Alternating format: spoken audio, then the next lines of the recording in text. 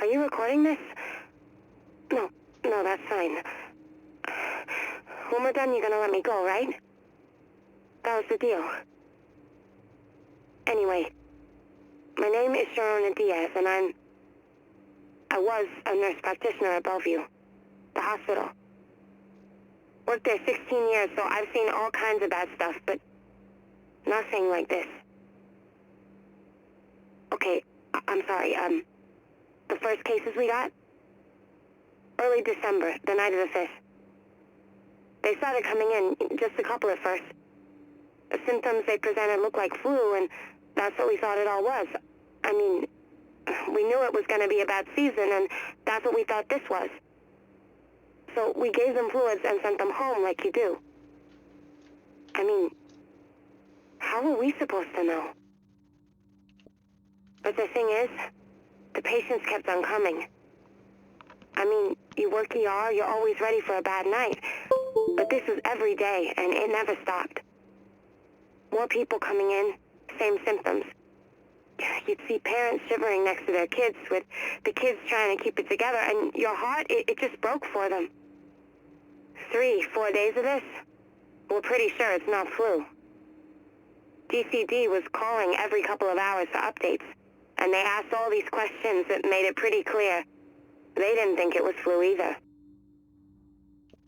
What the disease control department finally told us was scary. This thing, nobody was saying smallpox yet, was virulent at 2 parts per million. Direct contact airborne contagion too. It was scary.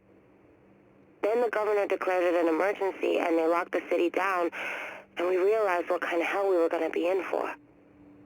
The National Guard moved in, but what were they going to do? They weren't doctors. The 8th was when somebody finally said smallpox. Word came down that we were supposed to inoculate healthy patients with smallpox vaccine, even though our supplies were old and nobody knew if it would even work. The thing was, it didn't. People kept getting sick and coming in, and we just didn't have the room. We did what we could to make people comfortable, but we just couldn't stop it. We couldn't even slow it down. That's when it all turned into alphabet soup. First, Sarah rolled into town, thinking they got this under control.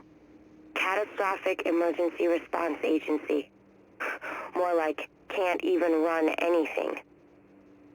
They started setting up these mass treatment facilities in Midtown, which took a load off us, but didn't do much else. On the 11th, people started dying.